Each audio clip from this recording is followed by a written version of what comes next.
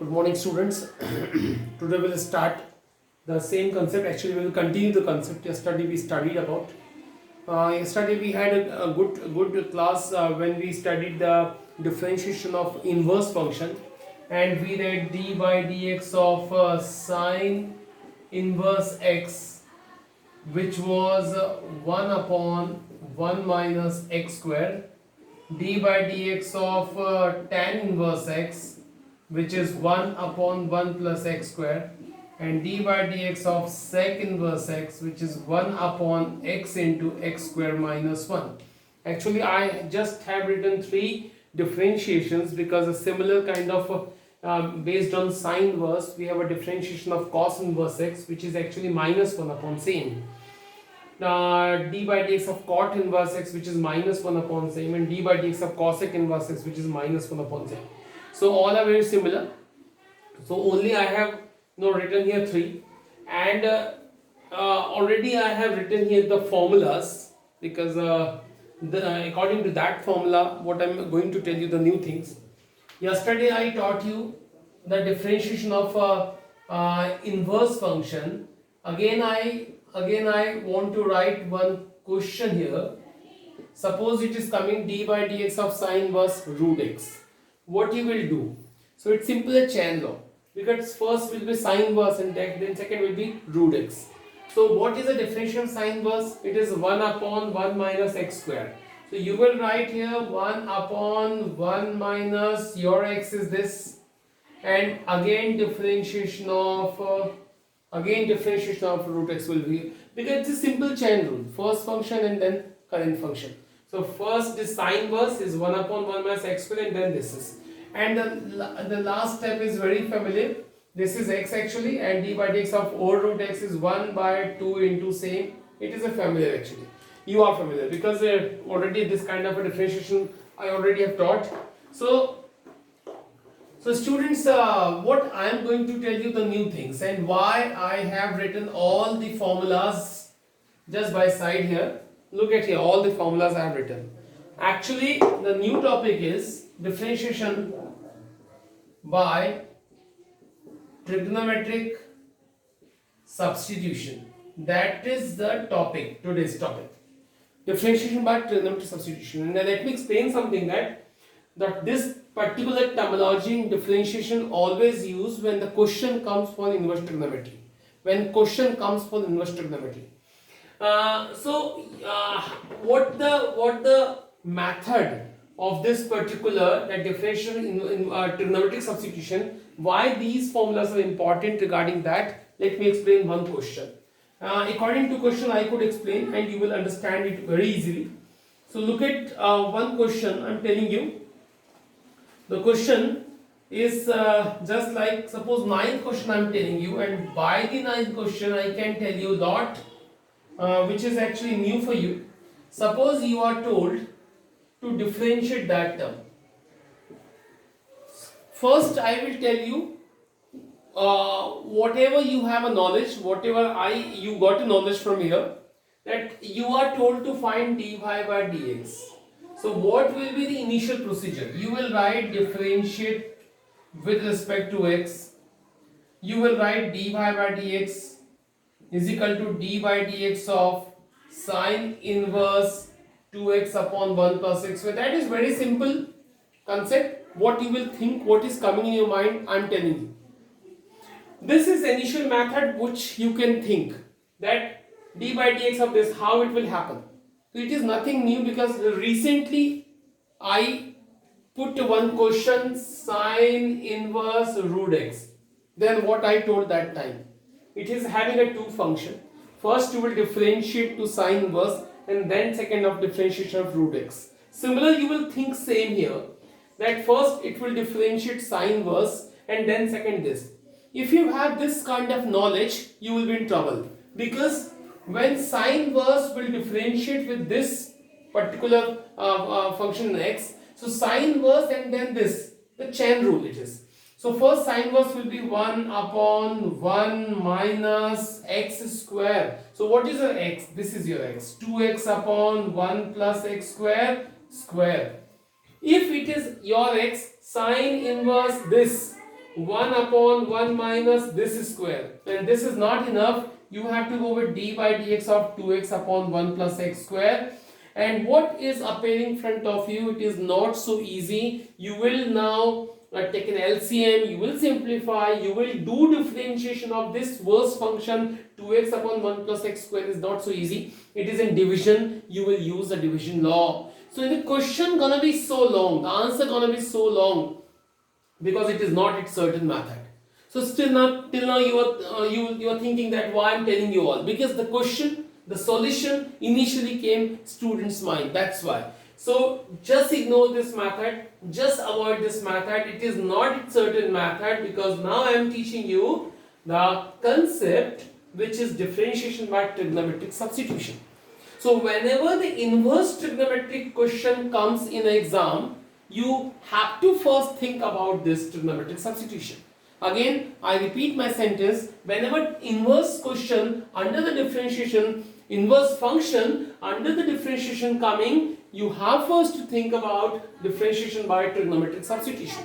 And how it substitute the value, I explain that. Look at the term 2x upon 1 plus x square and search that it looks to equal to which one. Actually it seems equal to which one? It seems equal to which one? Look at 2x upon 1 plus x square looking like that. 2x upon 1 plus x square. And that will give you an idea that what you will substitution meaning very simple. You have to substitute some value of x. Actually you have to substitute some value instead of x, and it looks like this particular, so it will give you an idea that you have to put x is equal to tan theta, so that it will become a formula.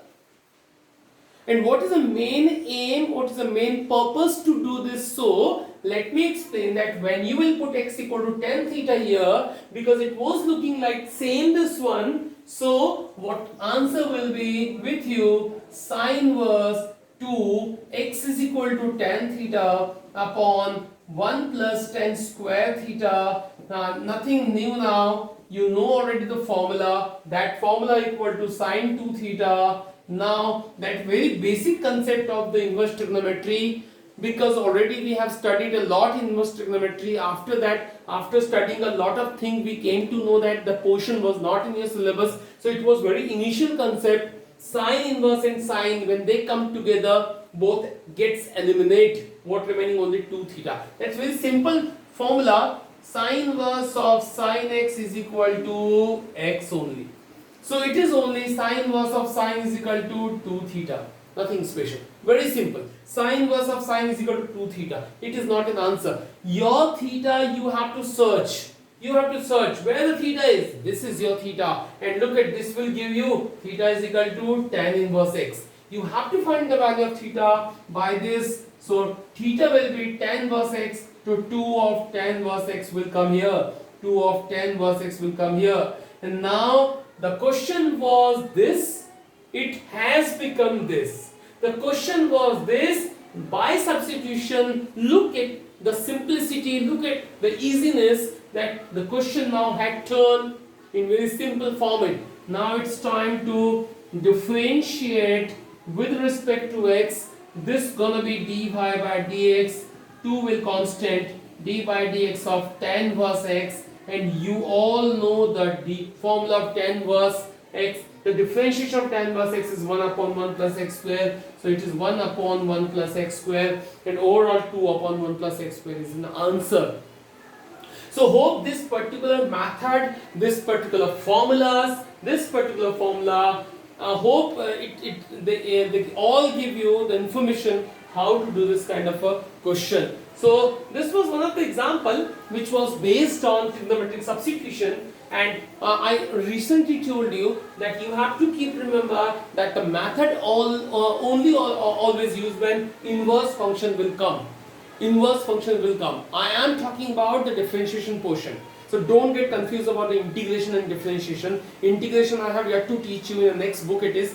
So don't keep them separate. here what is it talking about the differentiation, and in differentiation whenever the inverse function is coming, you have to focus first, you have to concern first about the substitution, and this all formula will give you the knowledge, will give you the information, will give the ideas that what to put.